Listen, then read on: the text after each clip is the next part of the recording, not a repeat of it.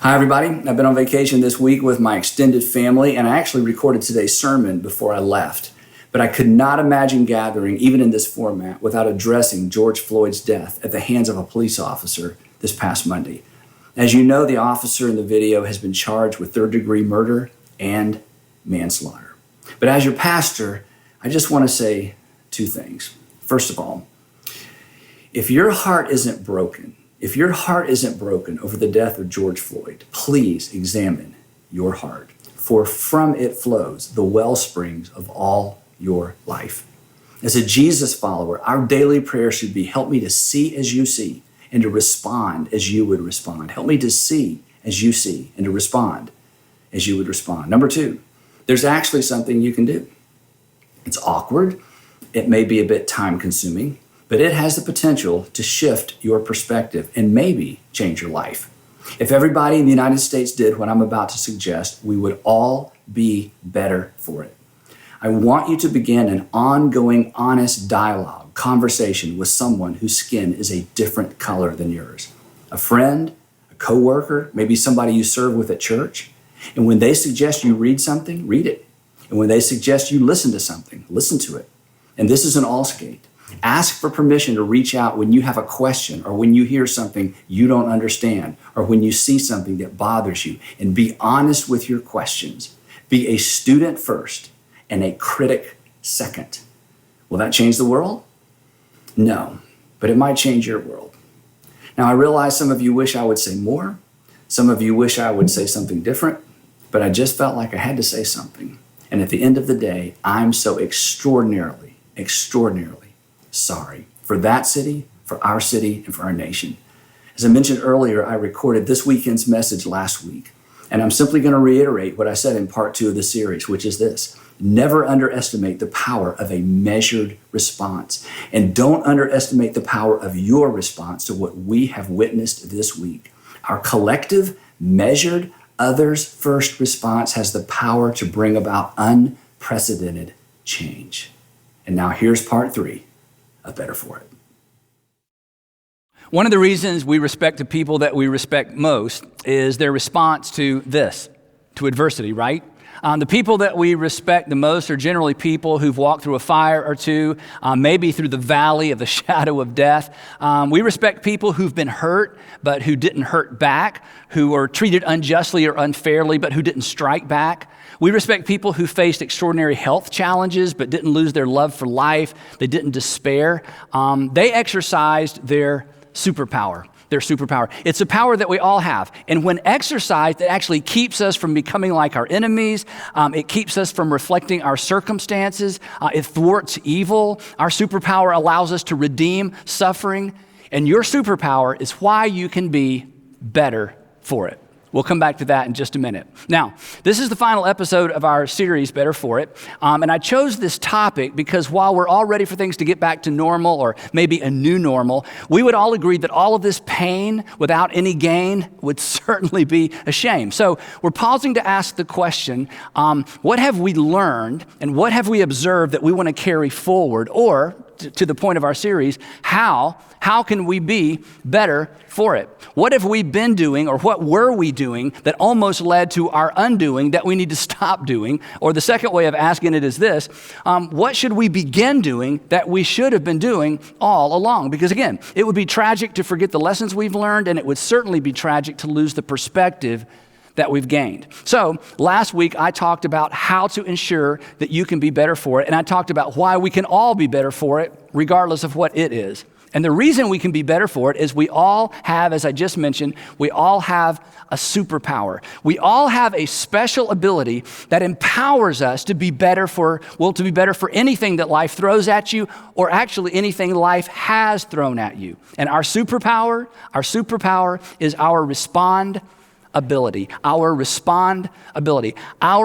to respond rather than react. Because your ability to choose a response rather than have it dictated to you, or your ability to choose something rather than just do what's expected of you, or to simply model what you've seen done, your ability to respond allows you to dictate and to influence your own future. Because, and you know this, in fact, we've all seen this, to simply react, To simply react to circumstances, it sets us up to reflect those circumstances. Haven't you seen this? You've seen people go through very difficult circumstances, and instead of choosing a measured response, they simply reacted. And now months later, maybe years later, they reflect the circumstances they didn't even choose. When we react, and this is the point of today's message, when we simply react, we actually relinquish control of our lives, and we ultimately relinquish control of our destiny and our legacy. But a measured response, a measured, thought-through response ensures that that doesn't happen. But as we said last time, there's a catch. There's a reason we miss this, and that's the reason we're talking about it. And here's the catch. The response that has the potential to reverse the natural course of things isn't natural.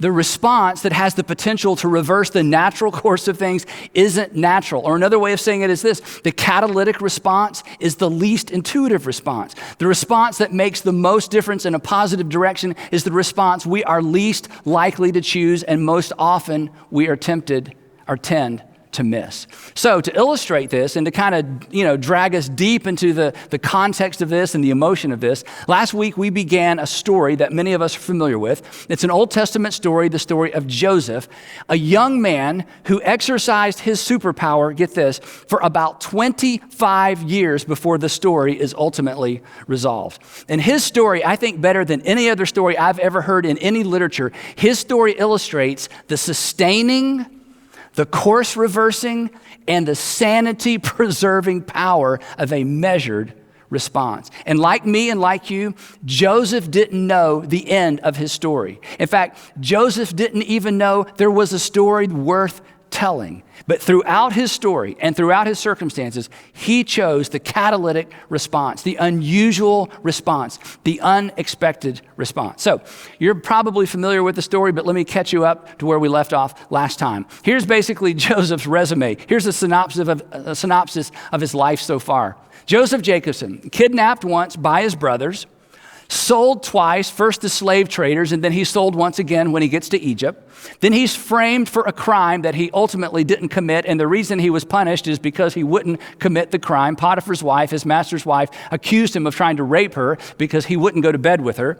And then ultimately he's in prison. So basically this is his resume so far. And again, to catch you up at this point in the story, nobody's looking for Joseph.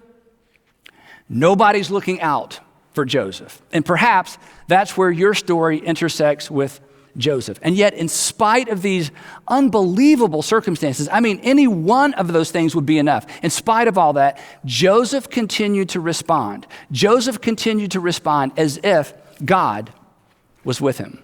And that brings me to the question we left off with last time, the question we're going to end with this time as well. How would someone in your circumstances respond if they were absolutely confident that God was with them? How would someone in your circumstances respond? You know how people in your circumstances normally react. You know what's expected of people in your circumstances. You know what's been modeled for you. But how would someone in your circumstances respond if they were absolutely confident that God was with them, that there's more to the story than meets the eye, that your current circumstances are simply a chapter, they're not the entire story? So back to Joseph's story. Following the rape accusation, Joseph's master, Potiphar, imprisons him, and we'll pick up the story there. Joseph's master took Joseph and he put him in prison, the place where the king's prisoners were confined. But while Joseph was there in prison, and here it is again, but while Joseph was there in prison, the Lord was with him. While he was being punished for something he wouldn't do, because he wouldn't do it. This is the craziest part of the story to me. While he was being punished for something he wouldn't do because he wouldn't do it, the Lord was with him. While he's being treated unjustly, while he's being treated unfairly, God is with Joseph. See, these are the moments when we want to say, God, where are you? Where are you? And God says, I'm right here with you. But it doesn't feel like you're right here with me. It doesn't seem like you're right here with me. Where are you? And God would say, I'm right there with you. So while Joseph was in prison, the Lord was with him, and God showed him kindness. Now, the word translated kindness in our English text, in the Hebrew text, it actually means loving kindness. It's a covenant word. And in fact, throughout most of our English Old Testament, it's translated loving kindness. And the implication is that Joseph considered himself in some sort of covenant relationship with a God who had done nothing for him lately. In fact, what did this loving kindness look like? Well, the author continues and he tells us, here's what loving kindness looks like. He showed him kindness and he granted him favor. If only it had stopped there. He granted him favor in the eyes of the prison warden, which is a problem for us. Because in our way of thinking, if God is with you and if God is for you, you do not have a relationship with a prison warden, right? In fact, if God is with you and God is for you, you're not in prison. You're certainly not in prison because you've been accused of something you didn't do and found guilty of something you weren't guilty of. I'm sure at times, and I'm just making this part up, I'm sure at times Joseph must have thought, I wish God would go be with someone else for a change, right? Like, God, go be with my brothers, or God, go be with Potiphar's wife. I need a break from all this with. Well, months go by. Years go by. There's no weekends off. This doesn't feel like a story. It doesn't feel like it's going anywhere. And of course, Joseph certainly isn't going anywhere.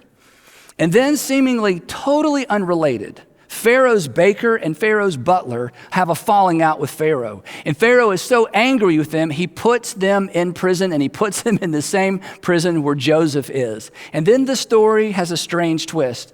The captain of the guard, who was assigned to running the prison, assigned the butler and the baker to Joseph.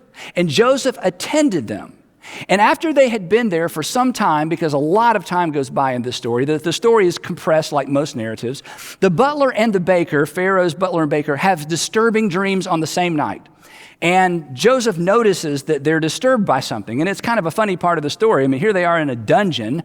And so Joseph is serving them breakfast one morning. And he actually says, hey guys, why do you look so sad today? To which they could have responded, well, let's begin with the fact that we're in a dungeon. But that's not in the text. So Joseph says to them, why are you so sad today? And both of them share that they had a very disturbing dream, a vivid dream. They can remember the details. They're both convinced that the dreams mean something, but they have no idea how to interpret their dreams. And then Joseph responds with this. He says, do not interpretations belong to God? Do not interpretations belong to God? He's still believing. He's still trusting. Even in the midst of these crazy circumstances, he's continuing to respond rather than react. And then he says to the butler and the baker, tell me your dreams. Tell me your dreams. So the wine taster, the butler, went first. And he tells, Joseph this elaborate dream. And Joseph smiles and he says, I've got some good news for you.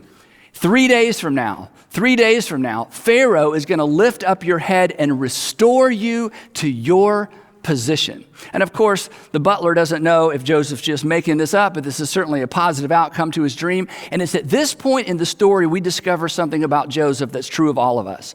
As much as he had a sense perhaps that God was with him, he was not enjoying these circumstances. He despised his circumstances. He was not some sort of superhero, even though he had a superpower. He was not immune to pain. And he says to the butler, look, when your dream comes true, when you're finally out of here, when all goes well with you, remember me, remember this conversation, and show me kindness, perhaps a different kind of kindness than my God is showing me at this point. Mention me to Pharaoh and get me out of this prison. I was forcibly carried off from the land of the Hebrews. I was kidnapped. And even here, I have done nothing to deserve being put in this dungeon. So even though God was with Joseph, Joseph felt what we would have felt. He was as frustrated as we would be. And he says to the butler, look, you are my only way out. Remember me when this dream comes true. Well, meanwhile, the baker's sitting there hearing all of this, and he's thinking, hey,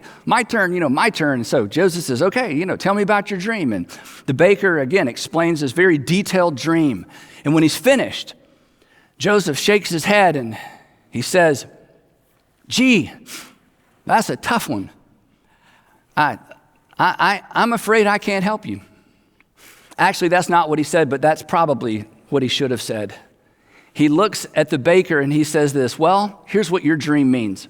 Within 3 days, Pharaoh isn't going to lift up your head. He's going to lift off your head, and he's going to impale your body on a pole. He's going to impale your body on a pole. A little TMI, right? Well, apparently Joseph was in a really bad mood that morning, and he should have just stopped with that, but he didn't. He continued. He said, oh yeah, and there's more to your dream, and the birds will eat away your flesh. Have a nice day. Anybody else need a dream interpreted this morning? Well, sure enough, 3 days later, it's Pharaoh's birthday. And just like Joseph predicted, he restored the cupbearer, and he beheaded and impaled the baker. And now think about it. Joseph waits expectantly because he knows what's going to happen. As soon as these dreams come true, just like he predicted, he knows that the butler is going to go to Pharaoh and say, Pharaoh, you're not going to believe this. While I was in your dungeon, sorry to bring that up, while I was in your dungeon, I met a Hebrew boy who predicted this would happen. So every time somebody bangs on the door of the dungeon, Joseph thinks, this is my day, I'm out of here. Every time there's a guest, every time there's a visitor, every time the warden calls his name, he thinks, this is the day. I'm out of here. But the text tells us that the chief cupbearer did not remember Joseph, and he forgot him. And yet this is the young man. Now this is the older man. He's in his late 20s by this point, that God was supposedly with. 2 years go by.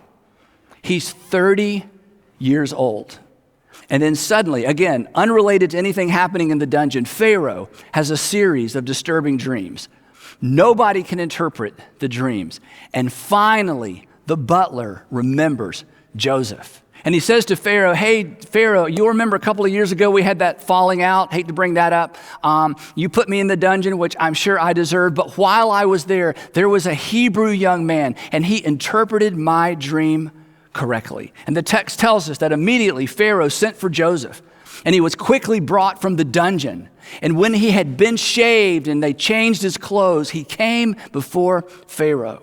And Pharaoh said to Joseph, I had a dream, and no one can interpret it. But I have heard it said of you that when you hear a dream, you can interpret it. And what comes next are perhaps the most courageous words ever spoken by anyone in history. Here's this foreigner for whom God had done nothing for lately. This is his big break. He hasn't smelled this good or looked this good in years. And Joseph looks at the most powerful man in the world, his ticket out, and he says, I cannot do it. I cannot do it. And I think the butler is over in the corner and he's squirming like, oh no. Joseph replied to Pharaoh. He should have just stopped with, I can't do it. But God. The problem with this is simply that Pharaoh thought he was a god. And Pharaoh believed in other gods. And clearly the gods of the Egyptians were more powerful than the Hebrew gods. And now here's this foreigner who has this one opportunity for freedom. And he says, Pharaoh, I can't do it, but my God can. My God will give Pharaoh the answer he desires. Well, I think everybody at that moment in the royal courtroom thought this is the end for this young Hebrew boy. But fortunately for Joseph, Pharaoh was more curious than he was offended. And so he explains these two dreams to Joseph, and Joseph listens patiently. And then it's quiet. And he looks at Pharaoh and he says, Pharaoh, here's what your dreams mean. For the next 7 years, there is going to be an abundant grain harvest in Egypt. There's going to be so much grain, you are not even going to know what to do with it. But after those 7 years will be followed by a famine, and nothing's going to grow. In fact, the abundance will not even be remembered. The 7 years of plenty will not even be remembered because of the famine that follows, because it's going to be so severe. He's silent. No one says anything. And then Joseph does the unthinkable. He leans in and he begins to tell Pharaoh what to do. He begins to advise Pharaoh. And he says, Pharaoh, here's what you need to do. You need to appoint somebody and put them in charge of this problem. There needs to be somebody who wakes up every single day focused on solving this problem and preparing Egypt during the 7 years of plenty for the 7 years of famine. Well, the plan seemed good to Pharaoh and it seemed good to all of his officials. So Pharaoh asked them, can we find anyone like this man, one in whom is the Spirit of God? And then this is so amazing. And then Pharaoh said to Joseph, since God, your Hebrew God, since God has made all of this known to you, there is no one so discerning and wise as you. You shall be in charge of my palace. He makes him the prime minister of Egypt. You shall be in charge of my palace, and all of my people are to submit to your orders. Only with respect to the throne will I be greater than you. And I'm making this up. I think perhaps Joseph thought, yeah, that's what Potiphar said as well. Anyway, so Joseph goes to work. He begins preparing Egypt for the 7 years of famine. In fact, the text says that Joseph began to store up such huge quantities of grain, it was like the sand of the sea. It was so much that he stopped keeping records because it was beyond measure. In fact, what he did was brilliant. He built storehouses in all the major cities and purchased the grain from the people. And again, as there was more and more grain, the price kept dropping. So he stored up all of this grain. 7 years after this time of plenty, the rain stopped. Nothing will grow. The people of Egypt begin to starve. And he opened up these storehouses in these primary cities, and he began to sell grain in Pharaoh's name to the people. Well, is this the case with all famines? It spread across the borders. It spread to the surrounding regions. And up north of Egypt, where Joseph's family lived, Jacob and his sons, Joseph's brothers, they began to starve as well. And this is where the story takes a very interesting twist. Here's what happens next. When Jacob, Joseph's father, learned that there was grain in Egypt, he said to his sons, why do you just keep looking at each other? Do something. I have heard there is grain in Egypt. Go down there and buy some for us so that we may live and not die. Again, if you've heard this story, you know what happens next. But there is so much drama because now the stage is set. Fortunes have been reversed. Joseph is 40 years old. His brothers have not seen him since he was 17 years old. And this will be the ultimate test of Joseph's superpower. This will be the ultimate test of his willingness to respond rather than react. And everybody that knew or knows his story knows exactly how he's expected to react. And if we can put ourselves in his position, we know exactly what we would probably do if we were Joseph. The story continues. Now, Joseph, by this time, is the governor of the land. He's the second most powerful person in Egypt, which means he's, for all practical purposes, the second most powerful person in the world. He was the governor of the land and the person who sold the grain to all its people. So when Joseph's brothers arrived, they bowed down to him with their faces to the ground. And as soon as Joseph saw his brothers, he recognized them, but he pretended to be a stranger. Imagine this moment. He remembers the terror of having his clothes stripped from him when he's thrown into that empty well. He remembers the dampness of the pit and the fear of wondering, are they going to abandon me here? He remembers the leer of the slave traders, the humiliation of being sold on an auction block. He remembers the hopelessness of prison. And then he remembers the despair at being forgotten by the butler. And then he does the most remarkable thing. For a while, as he's trying to make up his mind, he toys with his brothers. He actually finds out from them that their father is still alive. He finds out that they have yet a brother that's not with them, Benjamin. And so he sends them back. He keeps one of them as a hostage. Just goes on and on and on, chapter after chapter, as he's trying to decide what he's going to do and tries to decide, have they really changed and are they still the brothers they used to be? And finally, after this long, back and forth situation that's so fascinating, there's so much detail in the text. He finally, at the end, defies expectations. He defies certainly his own instinct and his own emotion. And he employs his superpower one more time.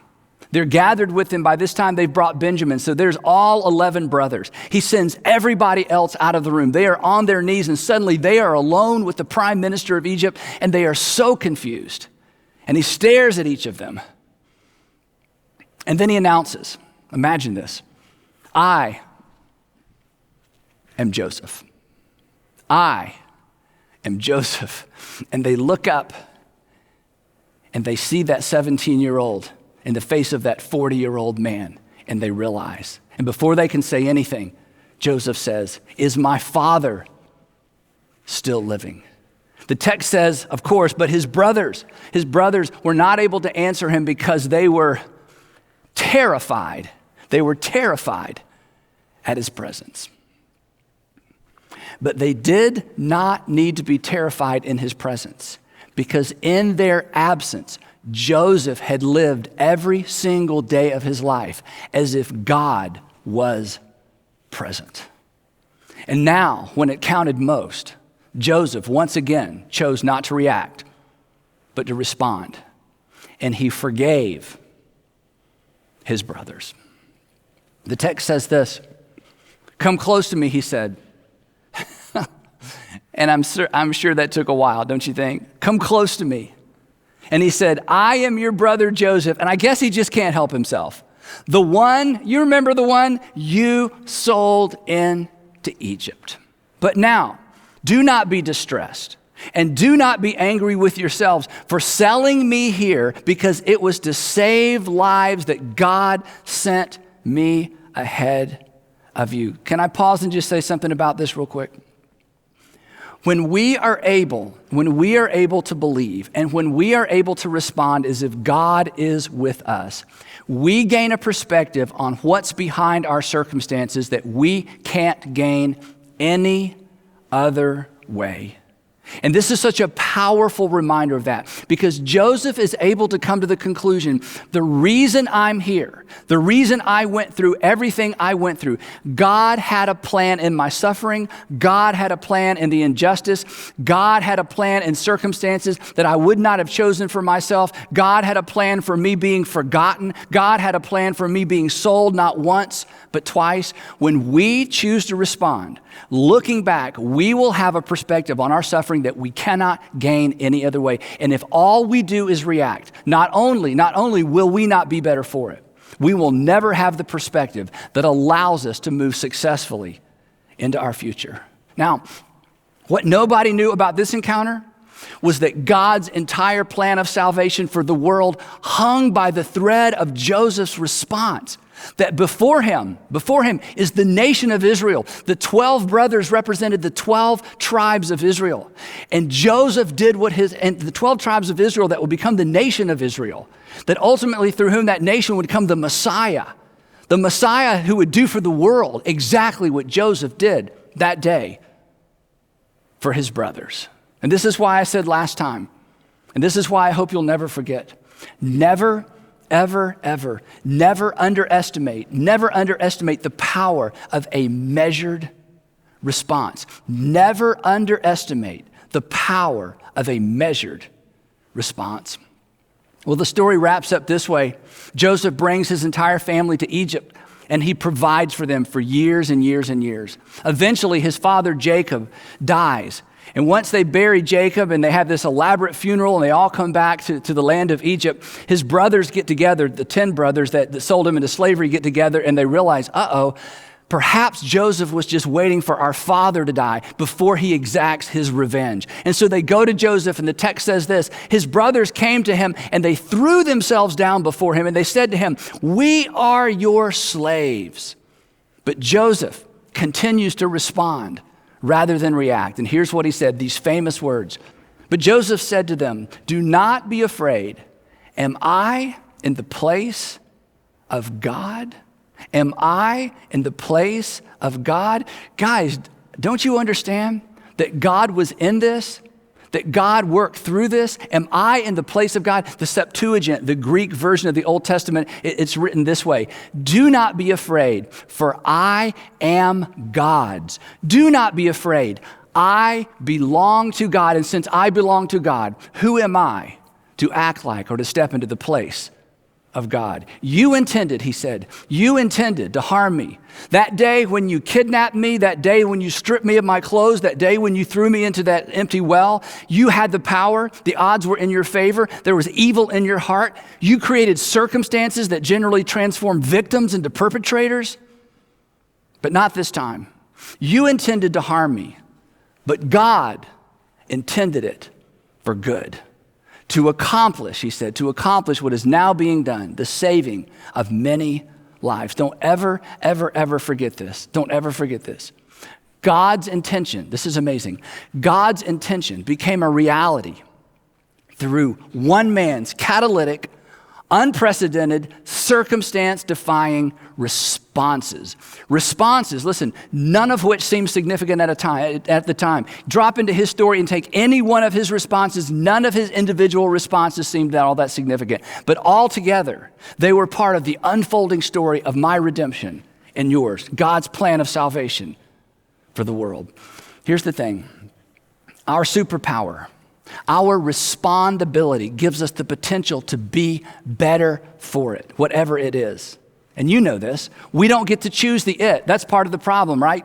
We don't choose the it. But our response, your response, is what determines whether or not we will be better for it, regardless of what the it is.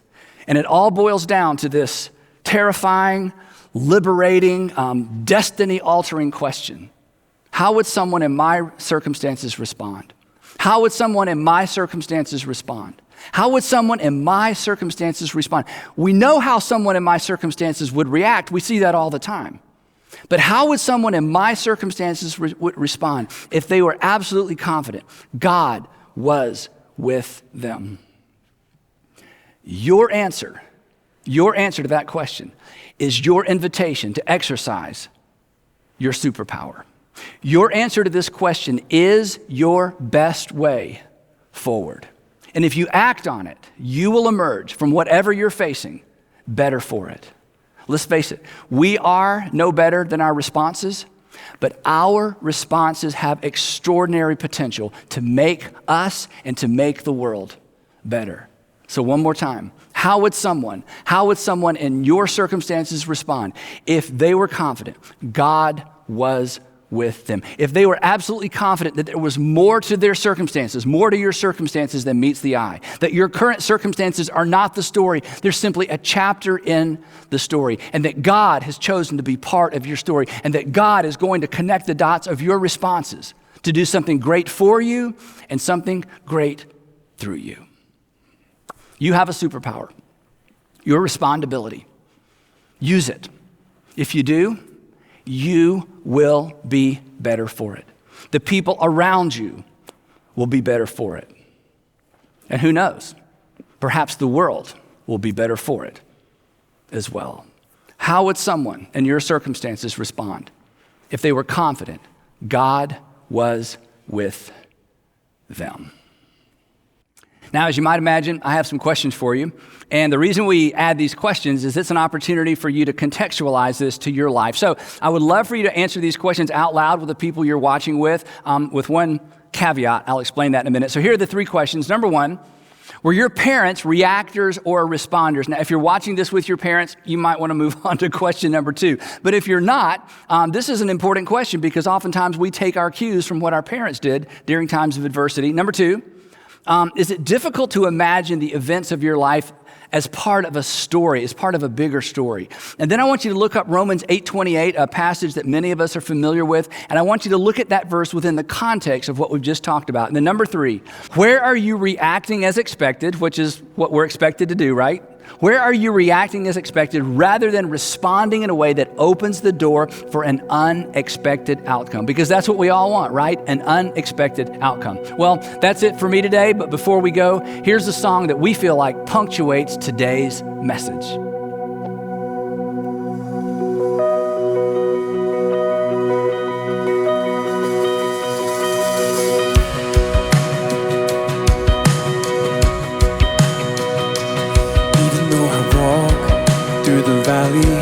Of the shadow of death, your perfect love is casting out fear.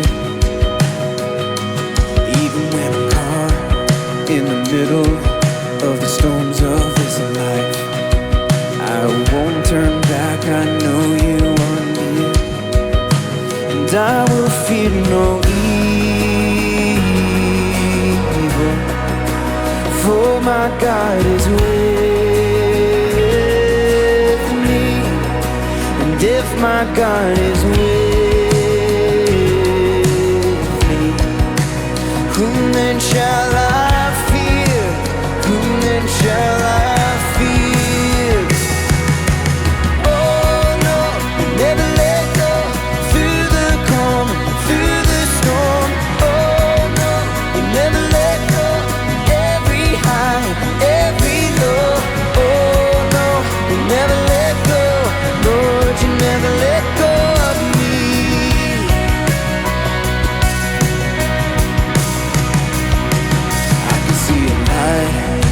is coming for the heart that holds on.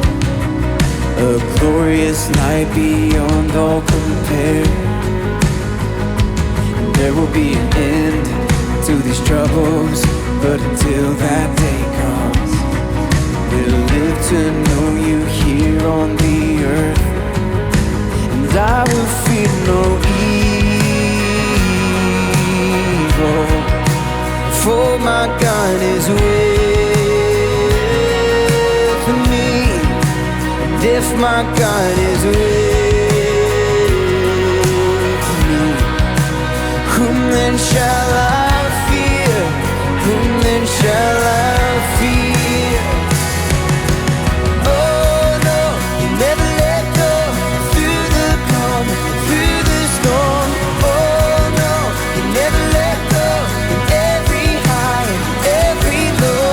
Oh no, you never let go. Lord, you never let go of me.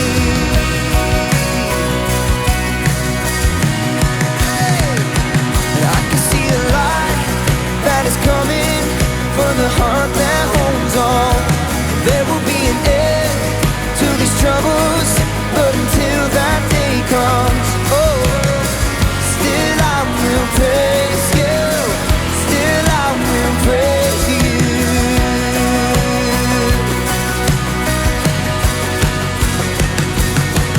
Oh no, you never let go. Through the calm and through the storm. Oh no, you never let go. In every high and every low. Oh no, you never let go. Lord, you never let go of me.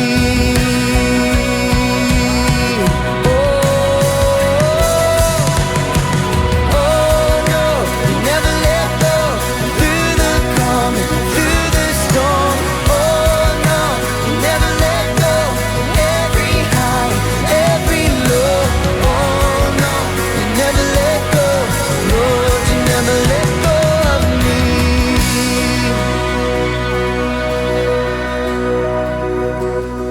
I can see a light that is coming for the heart that holds on. There will be an end to these troubles, but until that day comes, still I will praise you. Still I will praise you.